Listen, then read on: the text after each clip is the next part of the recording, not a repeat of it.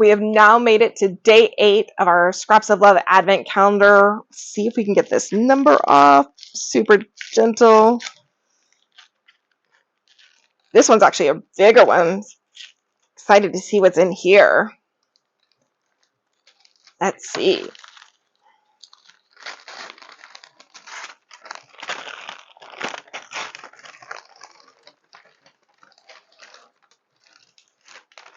Ooh, so pretty.